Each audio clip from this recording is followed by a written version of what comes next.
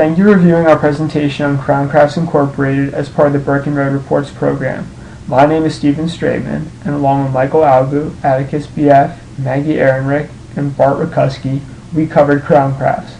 Our investment research manager is Shiv Thakral, and the Burkenroad Reports program is directed by Peter Raschuti. We're going to begin by providing an overview of CRAFTS. We'll discuss the four major points of our investment thesis, which include CRAFTS plans to maintain a low debt-to-equity ratio, the flat U.S. birth rate causing revenues to remain flat, the company growing and maintaining strong relationships with its largest customers and most significant licensors, and CRAFTS' ability to combat rising production costs through product innovation. Next, we will discuss the risks facing the company and its major competitors. Lastly, we'll discuss our valuation. CRAFTS operates in the infant and toddler products segment of the textile apparel industry through its wholly owned subsidiaries, CRAFTS Infant Products Incorporated and Hamco Incorporated. It designs, manufactures, and sells infant and toddler products along with pet bedding and accessories. The company is headquartered in Gonzales, Louisiana, and has offices in Compton, California, Rogers, Arkansas, and Shanghai, China.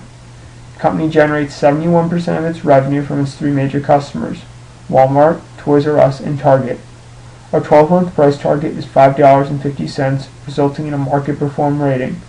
Later in our presentation, we will discuss what valuation methods we use to derive our 12-month price target.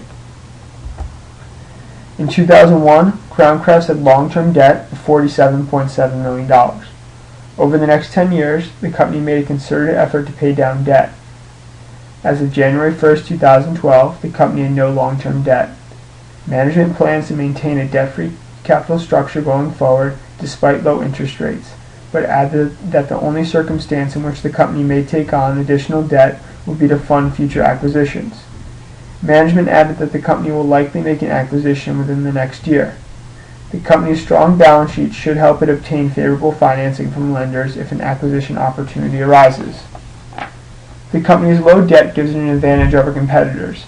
The average debt-to-equity ratio of CRAFTS peers is approximately 37%. CRAFTS is zero.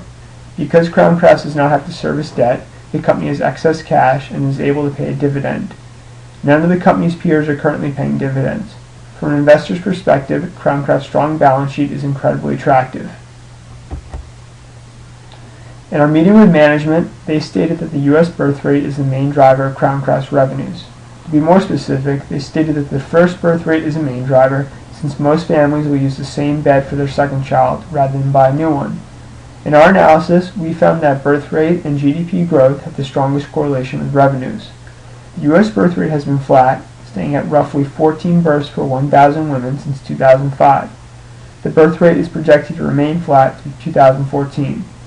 Since nearly all of CRAFTS revenues come from selling infant and toddler products, it is difficult to see much growth without an acquisition. The only other revenue source is the Neat Solutions for Pets brand, which according to management contributes less than $1 million to annual revenue. We expect the stock will continue to correlate with GDP growth. However, we see no reason to project that CRAFTS will outperform the market if the other main drivers will not grow.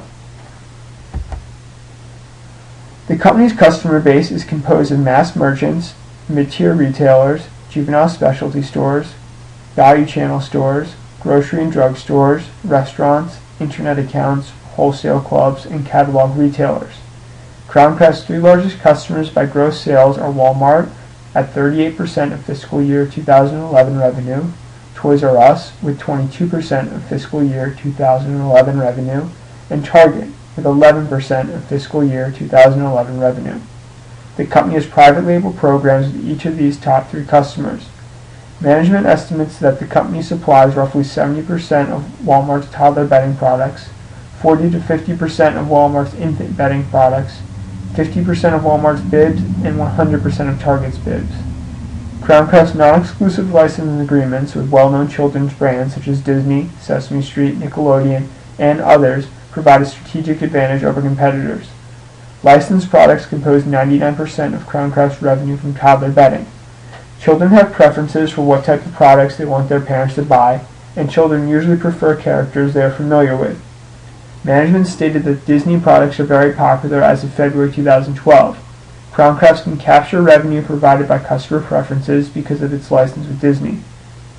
During fiscal year 2011, the company derived 50% of gross sales from licensing agreements. The large concentration of revenue from these agreements, 38% of which came from an agreement with Disney, makes the company vulnerable to decreases in sales if one of these accounts were lost.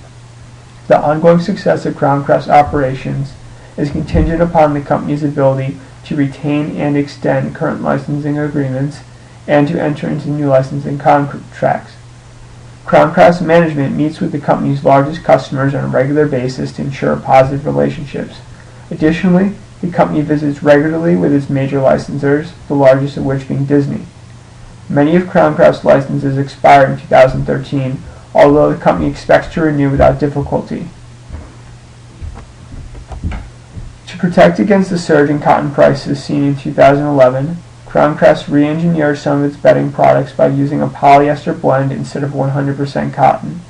The company had to re-engineer its products rather than just raise its prices because toddler bedding is a non-essential item. For example, once children grow out of their cribs, parents can move them directly into regular beds and skip the intermediary toddler bed. The new polyester blend has been beneficial to Crown Crafts because it enabled the company to stabilize margins as well as to enhance the colors of the bedding's design.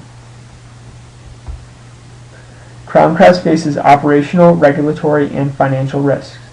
Crown Crafts could suffer a decrease in revenue if it loses one of its major customers. According to the company's 2011 annual report, Walmart, Toys R Us, and Target accounted for 71% of Crown Crafts sales during fiscal year 2011. The loss of one of these customers could impede the company's ability to fund ongoing operations. Another risk the company faces is losing one of its non-exclusive licensing agreements. During fiscal year 2011, the company derived 50% of gross sales from licensing agreements.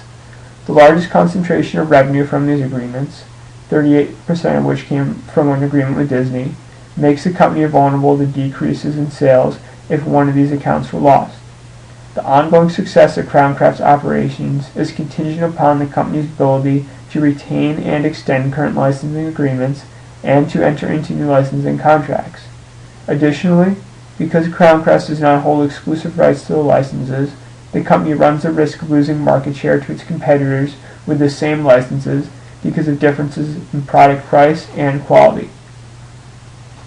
In 2008, Congress passed the Consumer Product Safety Improvement Act. This act sets safety standards for infant bed rails and durable infant and toddler products and also limits the lead levels allowed in products. Although the law improves product safety, it put Crown Crafts at a risk for product recalls and liability claims. On January 11, 2012, Breathable Baby filed a complaint against Crown Crafts infant products, alleging that Crown Crafts infant crib liner infringes on Breathable Baby's patent for air-permeable infant bedding technology. Crown Crafts has stated that it intends to defend itself vigorously against all claims of patent infringement. An additional risk for Crown Crafts is the significantly longer time it takes the company to collect receivables than its peers. Crown Crafts is less efficient than its peers at collecting on its credit sales from its customers. The company's receivable turnover ratio is 4.9 times, compared to the peer group average of 28.3 times. Crown Crafts takes significantly longer than its peers to collect cash from its customers because of its small size relative to its primary customers. Delayed cash collection could create cash flow issues for the company. Crown Crafts operates in the textile and apparel industry of the consumer discretionary goods sector, specifically in the toddler and infant segment. It has a market capitalization above $50 million. Crown Crafts' role in the entire industry is relatively small because it operates specifically in the toddler and infant segment. Additionally, Crown Crafts has the smallest market capitalization among its peers. The infant and toddler segment of the textile and apparel industry is competitive because of its small size and the lack of leverage that the competitors have against their large buyers.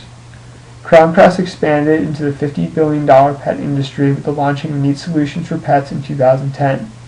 Because of this recent acquisition, Crown Crafts is now also competing with Spectrum Brands United Pet Group, Jack Pacific Incorporated, Unitron, and Echo Trading Company. Crown Crafts' peers in their segment were chosen based on their similar product lines and operational strategies. By market capitalization, Kids Brands, Delta Apparel, and Summer Infant are the company's closest competitors. Carter's and the Children's Place have much larger market capitalization than Crown Crafts, but have similar operations. Crown Crafts' strengths when compared to its peers are the company's debt-free balance sheet and dividend yield. The company has a debt-to-equity ratio of 0, well below the industry mean of 36.71%. Among its peers, Crown Crafts is the only company that is currently paying a dividend. The company's dividend yield is 6%.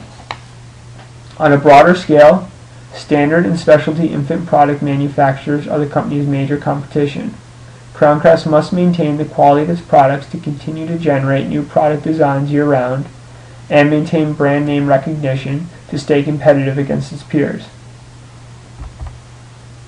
We employed fundamental and relative valuation methodologies to derive our 12-month price target.